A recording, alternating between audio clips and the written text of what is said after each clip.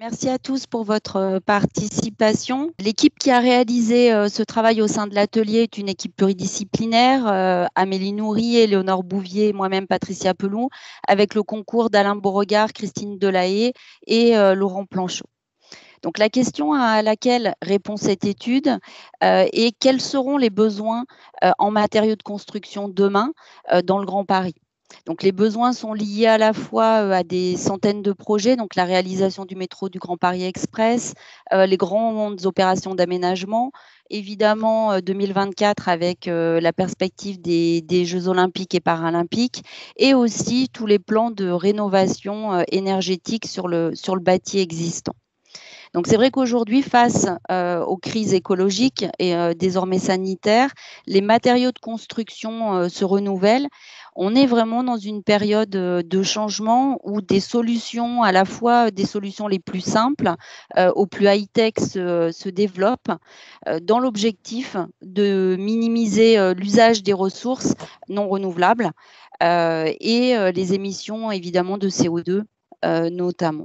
Donc la première question qu'on nous a posée, c'est d'aborder la question des besoins en béton, puisque le secteur de la construction est le plus grand consommateur de béton et de sable. Ce travail fait suite à des études qui ont été publiées préalablement par l'atelier, que vous pouvez télécharger sur notre site internet, donc apur.org, et qu'un certain nombre d'entre vous connaissez.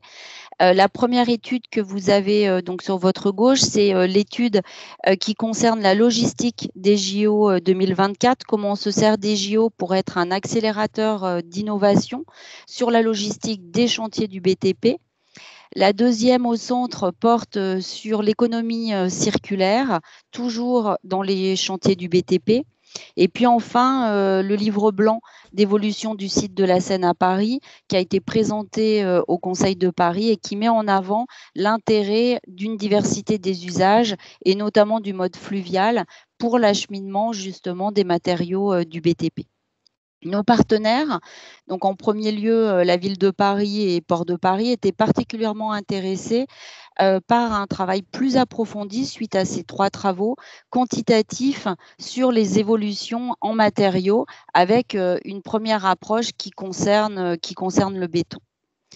Donc l'étude qu'on vous présente aujourd'hui se décompose en 3 parties.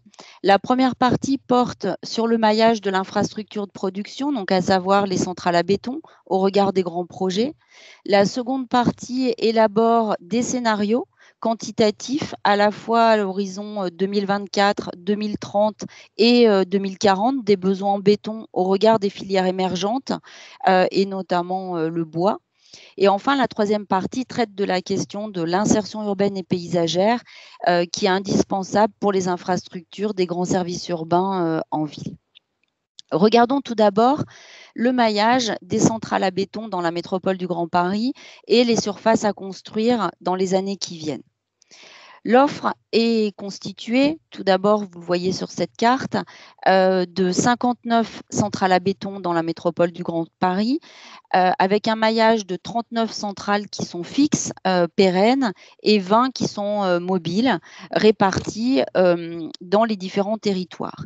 Parmi les 39, 8 centrales sont fixes dans Paris et 7, par exemple, dans le territoire de Boucle-Nord, Nord de Seine.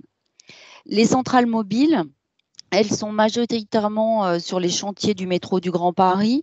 Vous les voyez, il y en a notamment 5 à Plaine Commune ou 5 dans le territoire de Grand Orly Seine-Bièvre. Donc les centrales mobiles présentent des avantages mais aussi des inconvénients. Elles nécessitent notamment une surface au sol d'au moins 500 mètres carrés pour les chantiers pour être installées, voire près de 1000 mètres carrés dans certains cas de figure, notamment avec les besoins de camions toupies. Donc ce n'est pas forcément une solution qui est adaptée dans tous les cas de figure. Les centrales mobiles ne sont en général connectées qu'au réseau routier, ce que vous voyez sur cette carte, avec une majorité de centrales à béton fixes qui, elles, sont connectées aux fluviales, qui sont représentées en bleu sur cette carte. On en a 31 connectées donc en bord de Seine ou des canaux sur les 39. On pourra noter également que 3 sont connectés à des plateformes multimodales, fer fluvial, notamment à Tismons et à Gennevilliers. Et puis, on en a une qui est connectée uniquement au fer, qui est située dans Paris, dans le 17e arrondissement, à Batignolles. Donc, 6 centrales fixes ne sont finalement connectées qu'aux routiers. Nous avons ainsi enrichi en tant qu'agence d'urbanisme la base de données sur les grands services urbains et nous l'avons croisée avec notre base de données projet urbain.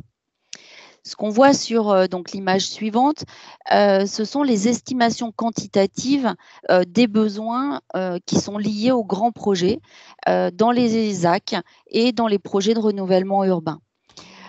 D'ici 2024, on a ainsi 16 millions de mètres carrés qui sont prévus, ce qui correspond à environ 3,2 millions de mètres carrés à construire par an, ce qui est assez significatif dans le Grand Paris.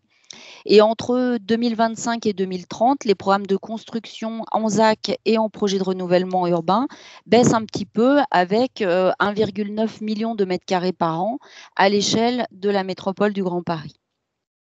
On a ainsi superposé et croisé l'ensemble de ces bases de données et vous voyez que sur cette carte, le maillage des centrales à béton fixe dans la métropole du Grand Paris par rapport aux localisations des grands projets d'aménagement. Donc on a 10 des 39 centrales fixes qui sont localisées dans ou à proximité immédiate d'un grand projet urbain. Et les autres centrales fixes sont en moyenne à environ 400 mètres d'une opération d'aménagement, enfin en tout cas la plus proche. Ce qui fait que les opérations d'aménagement en cours dans la métropole du Grand Paris sont localisées en moyenne à 1,7 km d'une centrale à béton. Sur ces cartes, vous avez les 3 grands secteurs sur lesquels on a les plus grandes transformations urbaines. À la fois donc en haut le secteur nord-est, le long du canal de l'Ourcq et du canal Saint-Denis.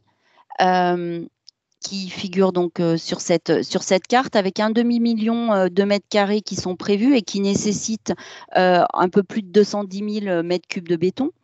Le secteur sud-est que vous avez donc en bas à droite, avec notamment les opérations d'aménagement du 13e, du 12e dans Paris, mais aussi à Charenton, à Ivry, Confluence et au-delà en Seine-Amont, où on a un secteur où on a un maillage de centrales à béton sur les quais de Seine notamment et environ un peu 2,6 millions de mètres carrés qui sont à construire dans les années qui viennent, ce qui signifie à peu près 1 million de mètres cubes de béton qui sont nécessaires. Et enfin, vous avez le secteur ouest, la Défense Boucle Nord que vous avez sur l'image en bas à gauche. Donc, sur l'image suivante apparaissent les mires d'attractivité avec une livraison du béton au camion toupie donc en 15 minutes. On est dans les circuits courts, ça c'est indispensable, avec une majorité donc de projets qui sont couverts, à l'exception de 2 secteurs, on va dire le Paris-Terre d'Envol au nord et Est Ensemble pour certaines opérations. Ce qui fait que suite à ce premier travail qui concerne les besoins liés aux grandes opérations d'aménagement, il nous est apparu indispensable d'ajouter les besoins des projets de construction réalisés dans les secteurs diffus, c'est-à-dire à la parcelle dans les îlots, hors ZAC et hors NPNRU, pour évaluer de manière fine les besoins en matériaux. Donc, je vais passer la parole à Amélie qui va vous présenter les scénarios prospectifs qui ont été élaborés avec un certain nombre d'entre vous. Merci Patricia. Donc, après avoir regardé le maillage existant par rapport aux opérations d'aménagement à venir, donc nous nous sommes intéressés dans une deuxième partie donc aux trajectoires et aux évolutions possibles des besoins en béton donc à horizon 2024, 2030 et 2040, en intégrant donc les évolutions des matériaux de construction. Donc, comme l'a évoqué Patricia, pour être plus précis dans nos estimations, donc dans ces besoins en matériaux, il était nécessaire d'intégrer aux données donc liées aux opérations d'aménagement la part des surfaces construites dans le secteur diffus. Donc, ces surfaces, elles ont été estimées à partir des tendances passées, donc grâce au fichier Citadel, qui assemble l'ensemble des autorisations de permis de construire entre 2007 et 2017. On constate que plus de 33 millions de mètres carrés ont été autorisés, donc à l'échelle de la métropole du Grand Paris, sur cette période, et ce qui représente une moyenne annuelle de 3 millions de mètres carrés par an. D'après le graphique que vous avez en haut à droite, on observe donc à partir de la ligne en pointillé gris que la projection donc, de la tendance passée est plutôt à la hausse. Et donc nous avons retenu comme hypothèse 4 millions de mètres carrés à construire par an dans le secteur diffus pour la période de 2020-2024, puis 3 millions de mètres carrés par an pour les années suivantes, en considérant que cette projection allait se stabiliser. Si on regarde un petit peu plus en particulier sur Paris, donc les chiffres, ils ont été croisés et enrichis avec le fichier des permis de construire de la direction de l'urbanisme, donc de la ville. Et on peut retenir que le nombre de mètres carrés autorisés dans le secteur diffus à Paris, il est plutôt stable. Il représente autour de 380 000 mètres carrés par an en moyenne. Donc c'est l'estimation que nous avons retenue dans nos hypothèses. À partir de ces mètres carrés, donc à la fois dans les opérations d'aménagement et dans le secteur diffus, nous avons établi donc un premier scénario de référence que nous avons appelé donc 100% béton, qui nous a permis par la suite donc de comparer les scénarios prospectifs que je vais vous présenter après et qui eux intègrent d'autres types de matériaux de construction au-delà du béton. C'est-à-dire que si l'ensemble des mètres carrés à venir, donc les 16 millions qui sont prévus dans les opérations d'aménagement et les 20 millions dans le secteur diffus étaient construits en béton, nous aurions besoin de 3 millions de mètres cubes de béton par an pour la période de 2020 à 2024.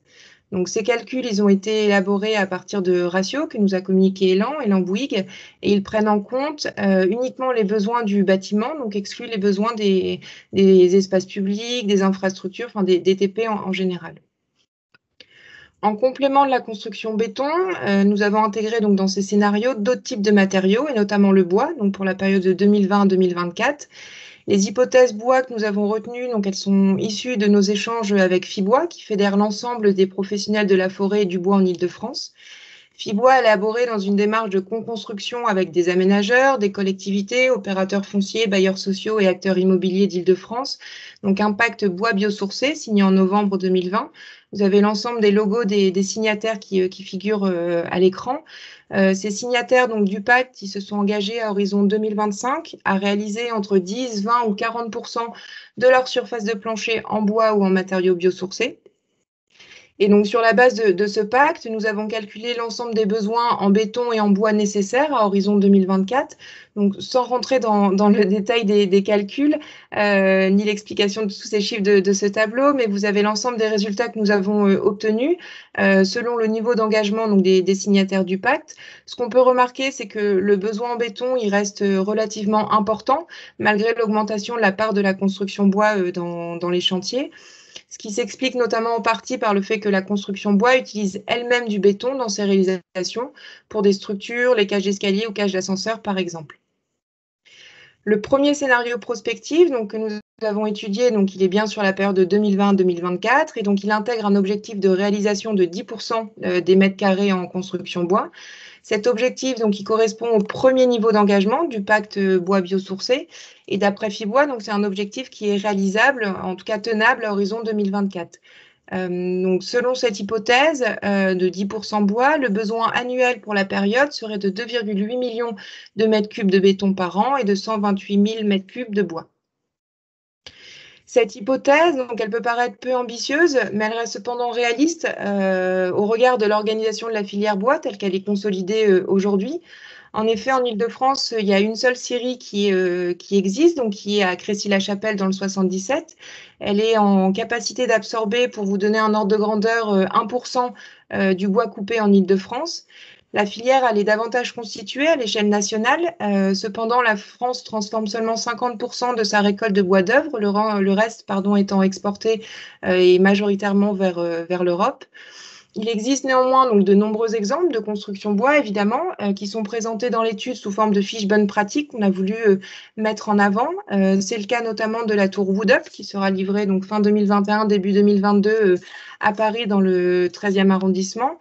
Donc, c'est une tour de plus de 50 mètres de haut qui va accueillir plus de 100 logements qui vont être réalisés donc, en structure bois-béton.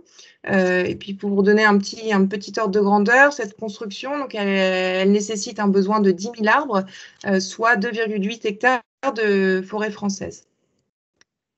Dans le deuxième scénario prospectif, donc qui concerne la période de 2025 à 2030, nous avons réalisé donc les calculs donc sur les besoins en matériaux avec un ratio de 30% de construction bois. Ce pourcentage donc qui correspond à l'objectif le plus ambitieux donc évoqué par Fibois. Et donc, à partir de ces hypothèses, nous avons obtenu un besoin de 1,7 million de mètres cubes par an pour cette période, besoin de béton, pardon, pour cette période, et de 260 000 mètres cubes de bois. Si la totalité avait été réalisée en béton, on aurait besoin de 2 millions de béton. Donc, au-delà de la filière bois, entre 2025 et 2030, il y a d'autres filières aujourd'hui qui sont plutôt au stade de l'expérimentation, mais qui pourraient être elles aussi consolidées. C'est le cas de la terre, par exemple. En Île-de-France, donc en 2014, il y a plus de 18 000 millions de terres qui ont été excavées, et il y a moins de 6% qui ont été réutilisées dans le bâtiment. Le reste, donc, il a été éliminé ou utilisé en aménagement de carrière. Donc, au regard de l'augmentation de ces volumes excavés, et puis face notamment aux volumes qui vont être engendrés par les travaux du Grand Paris Express, la filière pourrait se développer davantage, utiliser par exemple les terres de remblai, de déblai comme des matériaux de construction pour des briques, des enduits ou du mortier, pour n'en citer que quelques-uns. On peut également évoquer le projet de Cycleterre à Sevran, donc, qui est illustré lui aussi dans le rapport et qui engage donc une démarche d'économie circulaire dans la gestion des terres issues des déblais de chantier du Grand Paris Express. Au-delà, horizon 2040, donc après le bois, la terre, il y a d'autres matériaux qui pourraient également offrir une alternative au béton. Donc à partir de 2030, il s'agit donc des matériaux biosourcés tels que le chanvre qui est d'ores et déjà utilisé pour de l'isolation et du gros œuvre en association à du béton, tout comme le miscanthus qui est également utilisé pour du second œuvre.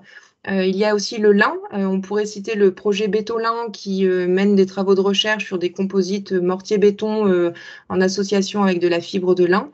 Et puis d'autres matériaux comme la paille, le colza ou le biomasse animal, par exemple. Le béton, quant à lui, est aussi amené à évoluer donc vers des bétons plus respectueux de l'environnement et plus innovants. Par exemple, au-delà des matériaux biosourcés, on peut faire des matériaux de construction à partir des déchets, notamment à partir des bétons issus de démolition. Le béton, donc, il peut être concassé et réintroduit dans la fabrication de béton neuf en tant que granulat ou sable. Il y a des travaux de recherche et de développement qui sont notamment menés par Recibéton qui vont dans ce sens.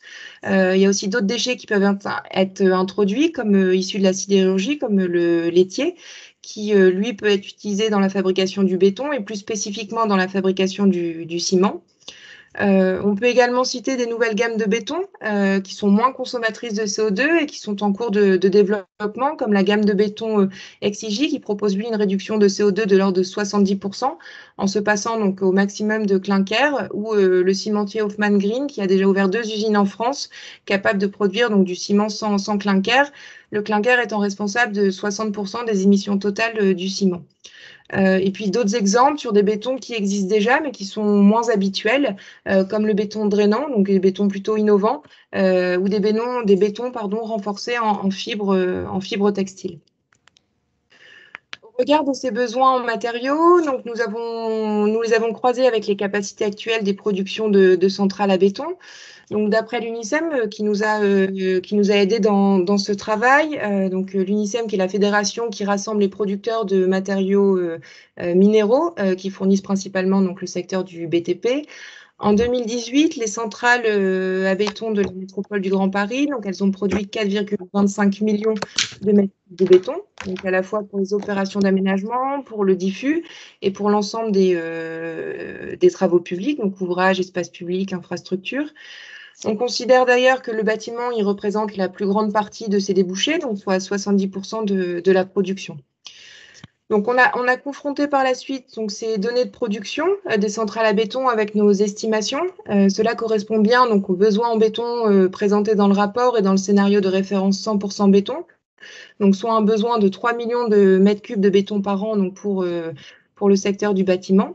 Ces capacités, elles pourraient évoluer à terme, au-delà de 2030, en corrélation donc avec les besoins en béton moins importants pour la construction et face au développement de ces nouveaux matériaux, le temps que les filières aussi se consolident. Néanmoins, ces évolutions potentielles, donc elles seront à croiser avec le maillage des centrales et donc leur localisation, car elles n'ont pas toutes la même capacité de production. Par exemple, et c'est le camembert que vous avez en bas à droite de l'écran, les 2 centrales parisiennes en Seine-Aval, elles produisent plus d'un tiers de la production parisienne, donc sur l'échelle des 8 centrales à Paris. Il faut également souligner donc que le béton produit sur site n'est pas toujours utilisé donc sur sa commune ou sur son département, et il alimente plus largement donc d'autres chantiers de la métropole du Grand Paris. Et je vais repasser la parole à Patricia qui va vous présenter le dernier chapitre de l'étude. Merci Amélie.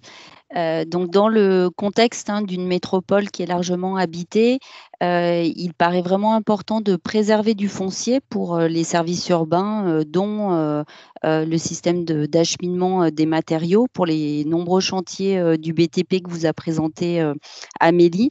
Mais il est aussi indispensable de penser l'acceptabilité et l'insertion urbaine de ces installations d'acheminement des matériaux quand on est dans un contexte de cœur de ville. Sur cette image, vous voyez quelques exemples qui ont été travaillés avec Aropa, Port de Paris, et également la ville de Paris, notamment sur les canaux, où on voit une cohabitation des usages à la fois pour la production de matériaux et également de promenades, une cohabitation avec des promenades en fond de quai, mais aussi en bord à voie d'eau, en temps partagé parfois. Un travail également qui se fait sur la volumétrie, sur les matériaux, sur les couleurs, comme on le voit sur ces images, avec une certaine esthétique, qui est d'ailleurs un sujet d'actualité avec le manifeste de l'esthétique parisienne qui est en cours de réflexion et de réalisation. Et enfin, tout un travail sur l'eau, sur la question des ruissellements avant rugets, avec une meilleure intégration environnementale de ces installations. Alors, des documents cadres, l'insertion paysagère et architecturale. Vous avez sous les yeux, par exemple, le cahier des prescriptions architecturales et paysagères à Paris, qui fera l'objet d'une révision dans les années qui viennent. La charte des usages, du paysage et de l'aménagement du canal de l'Ourcq, et également la charte d'amélioration des ports, avec notamment la charte sable en Seine et la charte des usages, pour n'en citer que quelques-uns. Il y a également des diversifications des activités qui sont connexes aux centrales à béton, notamment celles qui sont connectées au réseau fluvial, avec des réflexions qui sont à l'étude. On peut citer notamment la synergie entre les centrales et les plateformes de déchets, mais également les quais à usage partagé qui sont situés à proximité des centrales, qui sont connectés bord à voie d'eau, qui pourraient devenir des lieux de stockage, de massification, d'approvisionnement, également d'autres matériaux de construction. Et puis le reverse logistique, c'est-à-dire les ports des centrales à béton qui pourraient être aussi utilisés en logistique retour. En tout cas, il y a des réflexions qui sont en cours. Sur l'image suivante, on voit que l'approvisionnement des centrales à béton en matières premières, donc pour les granulats, les sables notamment par le fluvial, présente des gains environnementaux. Il permet notamment de diminuer les émissions de gaz à effet de serre. Alors, selon les lieux d'origine et destination, on peut avoir jusqu'à 75% de moins. Mais aussi, on a des gains en matière de diminution de la congestion routière. Le transport ferroviaire peut aussi être utilisé avec un impact environnemental qui est très faible, avec 1 gramme de CO2 par exemple par tonne par kilomètre, 20 pour le fluvial, alors que pour le routier, on est plutôt sur un ordre de grandeur de 50 à 90. Ce qui fait que pour conclure, il ressort 3 grands enseignements de l'étude. Le premier enseignement, c'est bien sûr la dynamique de construction qui est très soutenue d'ici 2024 et encore soutenue à horizon 2030. Pour retenir quelques chiffres clés, d'ici 2024, ce sont donc plus de 36 millions de mètres carrés qui sont prévus à horizon 2024, qui se répartissent de la manière suivante, avec 3,2 millions de mètres carrés en moyenne par an qui sont programmés dans les grands projets urbains, ZAC et NPNRU, et 4,1 millions de mètres carrés estimés par an dans le secteur diffus. Donc on est en gros dans un rapport de 60-40, 60% de mètres carrés de construction qui se font en secteur diffus dans les parcelles et 40% dans les ZAC et dans les projets de renouvellement urbain qui sont sans doute davantage mis en avant. Pour autant, on a cet équilibre. Ce qui fait qu'on arrive à une production annuelle moyenne pour les projets immobiliers de 2,8 millions de mètres cubes de béton par an dans le cas de l'hypothèse de 10% béton sur cette période. 10% bois, pardon. 10% bois sur cette période. Ensuite, entre 2025 et 2030, on a plus de 29 millions de mètres carrés qui sont prévus sur cette période, avec 1,9 million de mètres carrés en moyenne par an qui sont prévus dans les opérations d'aménagement, et puis 1,9. Donc ce 1,9, il est à mettre en regard des 3,2 de la période précédente. Donc on a une baisse dans nos estimations pour les grands projets de ZAC et de NPNRU. Pour autant, on a une dynamique de projet dans le bâti existant, dans le secteur diffus, qui est évaluée à 3 millions de mètres carrés également par an. Ce qui fait une production qui reste de 1,1 million de mètres cubes de béton par an, hors travaux publics, dans le scénario de 30% bois, l'hypothèse qui a été retenue et que vous a expliqué donc Amélie, avec un 30% bois sur l'ensemble de la production. Donc avec évidemment des projets qui mettent en avant davantage le bois et d'autres moins par rapport à ce pourcentage moyen de 30%.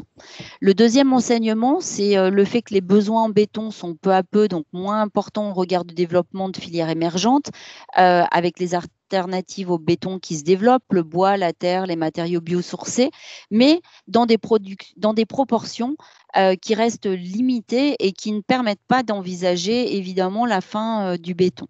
Et on voit qu'aujourd'hui, les industriels, les cimentiers, les grands groupes du BTP, mais aussi des jeunes pousses se mobilisent pour aussi innover dans des nouveaux matériaux, ou y compris d'ailleurs pour du béton plus bas carbone. Troisièmement, donc, il ressort une maîtrise qui ne justifie pas d'extension ou de création nouvelle de centrales à béton fixe, mais pour autant l'intérêt d'un maillage de centrales à béton qui paraît à pérenniser, évidemment sous certaines conditions d'acceptabilité en zone dense. Pour rappel, l'insertion architecturale et paysagère, la compatibilité avec une promenade et également une meilleure utilisation, en tout cas du fluvial, pour des engagements forts de respect de l'environnement.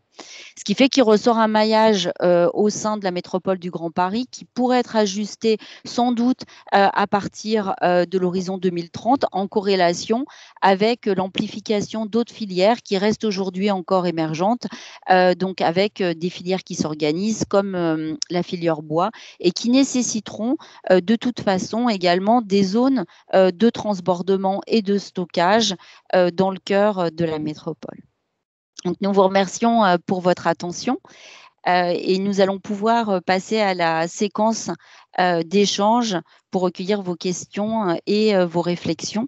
Tout d'abord, je voulais vous remercier pour cette étude qui est vraiment une très belle étude, très fouillée, et qui nous est vraiment très utile à la ville, et en particulier pour nous, puisque donc je représente Célia Bloel, qui est l'adjointe, entre autres, chargée de la Seine, et donc d'un certain nombre, la Seine qui accueille un certain nombre de centrales à béton, 8 dans Paris intramuros. Une des premières choses, c'est que je note que c'est une étude qui porte le nom d'évolution, donc on pense d'ores et déjà qu'il y aura sans doute des actualisations, nous on l'espère, à venir, parce que la première étude a sans doute été la plus difficile à sortir, sachant que que dans le béton, nous sommes dans un secteur très, très concurrentiel où les données, je pense, mais vous allez peut-être me le confirmer, n'ont pas été toujours très faciles à obtenir. Patricia et Amélie en ont parlé effectivement. En plus, nous, par rapport à ces centrales parisiennes, nous avons une relation particulière avec les habitants. Vous avez peut-être tous en tête les affaires dites Lafarge de ces derniers mois.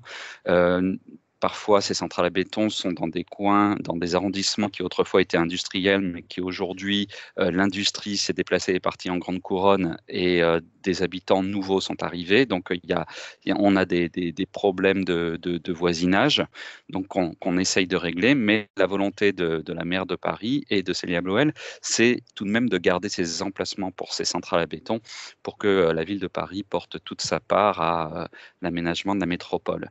Mais avec effectivement une vision pour les 10 à 20 ans de voir comment est-ce qu'on va pouvoir au fur et à mesure baisser les volumes produits, baisser les nuisances et baisser les tailles de ces centrales. Voilà, et par contre, juste souligner que ces centrales à béton en bord à voie d'eau, nous, si on souhaite les conserver, parce que ce sont actuellement les meilleurs emplacements pour ces centrales en matière de respect de l'environnement. Oui, j'avais une petite question par rapport au béton recyclé. En fait, donc, je pense qu'on peut être rassuré sur le fait que, effectivement, nos besoins de béton, en béton seront couverts. Nous, on augmente beaucoup les parts en fait, de matériaux recyclés qu'on veut avoir dans le béton. Et pour le coup, il me semble que de ce que j'ai compris, que les acteurs du béton ont besoin de plus de place pour pouvoir faire du concassage, pour pouvoir revendre des matériaux, etc. Donc, ma première question, c'est est-ce que dans les centrales à béton, le référencement que vous avez fait, est-ce que vous avez pu noter celles qui font d'une part du recyclage ou qui proposent des granulats recyclés. Et elles, est-ce que pour le coup sur ces activités-là, si tous les territoires mettaient par exemple 5% de matériaux recyclés dans le béton pour construire, est-ce que ce serait viable? Est-ce elle serait en mesure de nous le fournir ou pas du tout? Est-ce que c'est des aspects en fait que vous avez regardés dans l'étude?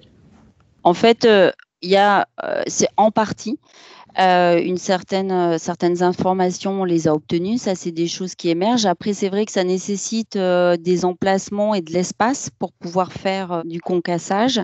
On est en train de fouiller, Justine, notamment dans le cadre des travaux qu'on mène ensemble dans le cadre de la convention JO Paris Seine-Saint-Denis, pour essayer en tout cas d'avoir plus largement cette donnée à l'échelle, pas que à l'échelle parisienne, mais à l'échelle métropolitaine, et bien identifiée par rapport à ce maillage existant, donc toujours en lien par rapport à nos sujets plateformes aussi, les lieux sur lesquels on peut s'appuyer, qui existent déjà et ceux qui seraient à en plus. Une courte réaction. D'abord pour remercier en effet la Pure pour ce travail qui a été fait, qui vient objectiver et puis surtout enrichir les discussions qu'on peut avoir en ce moment sur la modernisation, sur le renouvellement des centrales en béton en bord à voie d'eau.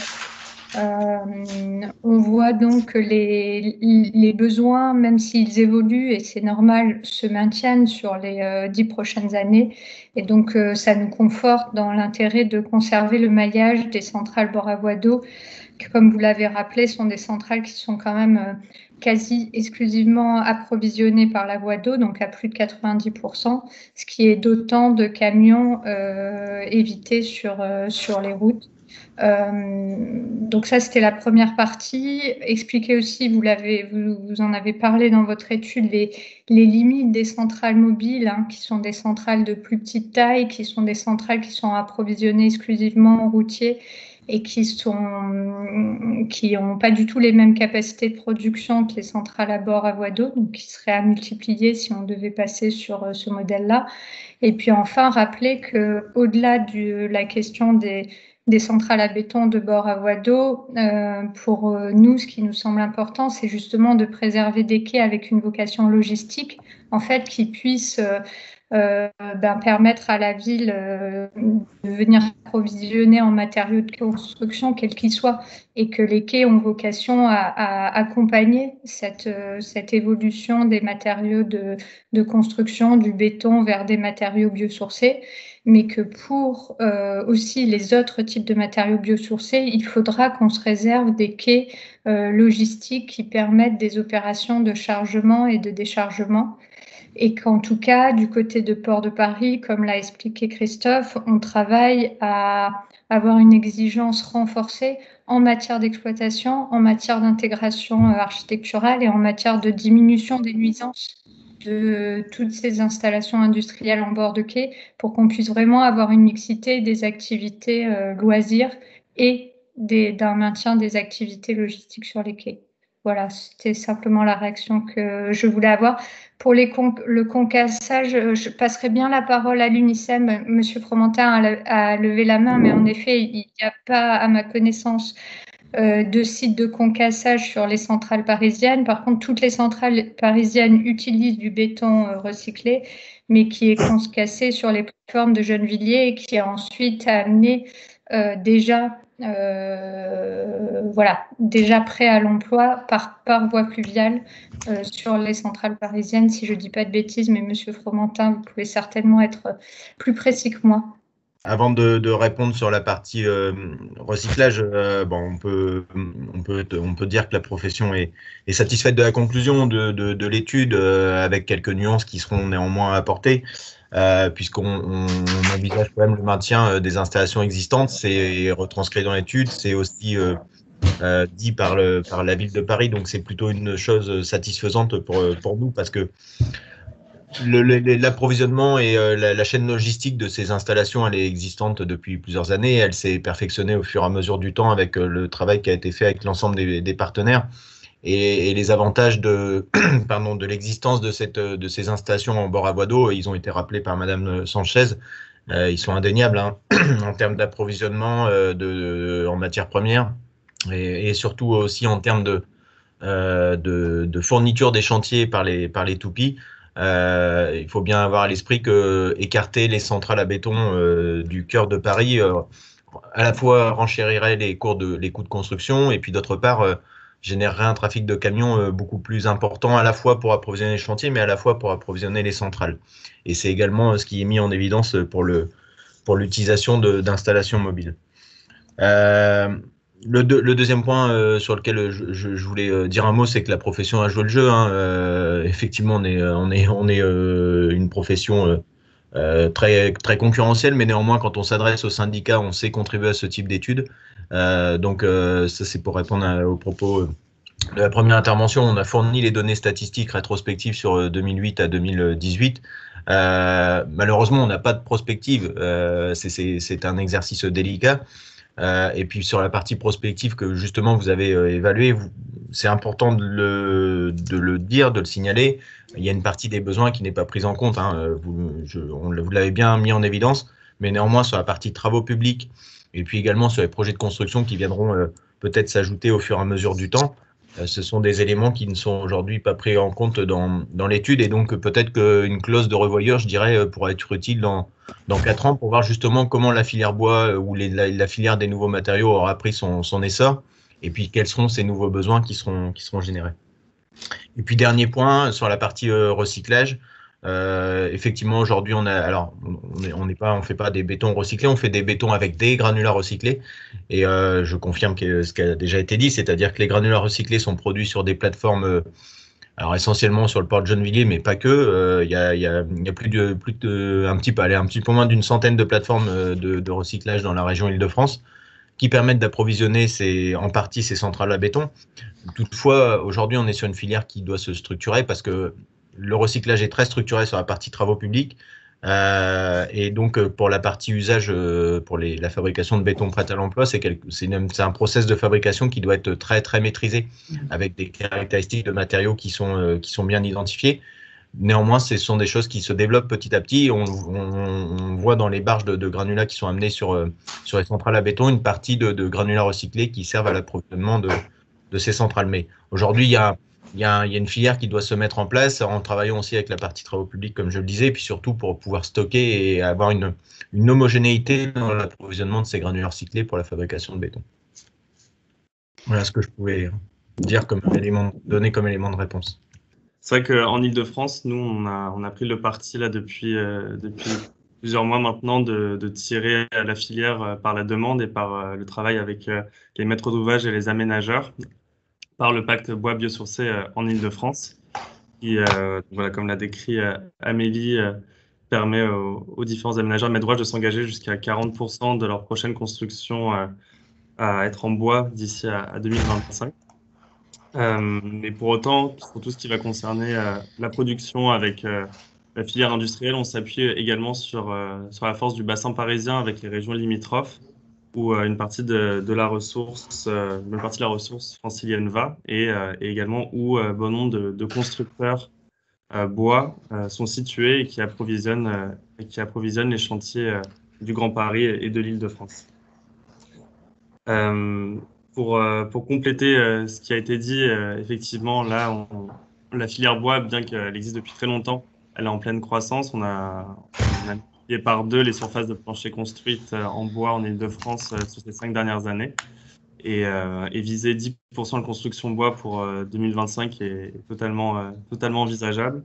Et on prévoit s'approcher des 20% d'ici à 2030. Sur ces questions de chiffres, je vous invite à aller sur notre site internet. Ce soir à 17h, on présente les résultats de notre enquête sur la construction bois en Île-de-France avec une phase prospective voilà, qu'on a menée avec le bureau d'études Nomadeis. Donc voilà, je vous invite à vous y inscrire et découvrir l'ensemble des chiffres là-dessus. Rapidement, pour terminer, rebondir sur ce qui a été dit. Donc voilà, on a déjà mené des travaux avec Port de Paris, avec VNF, pour avoir une logistique fluviale compétitive sur l'axe Seine qui approvisionne les chantiers du Grand Paris. On travaille également sur la construction avec des ressources locales, avec le hêtre par exemple, et on serait ravis de pouvoir travailler avec la Pure très prochainement justement sur la mixité des usages des ports du Grand Paris pour accueillir, comme vous l'avez précisé en conclusion de votre étude, des capacités de stockage, de transbordement pour approvisionner les chantiers du Grand Paris et miser sur la construction hors site à laquelle participe grandement la construction. Merci Alex, c'était pour répondre rapidement à Sylvia qui a mis un commentaire qui nous dit que, elle dispose d'éléments sur la Terre notamment. Alors c'est vrai qu'il n'y a pas d'éléments quantitatifs sur la Terre dans le rapport. L'objectif c'était déjà un très gros travail d'estimer l'ensemble des mètres carrés à venir, donc dans le diffus et dans les opérations d'aménagement. Et on s'est concentré donc dans un premier temps sur le béton et en incorporant des données liées au bois. Après cette étude, ça a déjà été un petit peu dit, elle est menée à évoluer, à avoir une mise à jour d'ici quelques années. Et on espère qu'à ce moment-là, on aura davantage d'éléments sur les autres matériaux, biosourcés notamment, et plus largement, qui nous permettront d'avoir de meilleurs tableaux comparatifs entre les différents matériaux de construction. Merci, à bientôt. Au revoir, merci.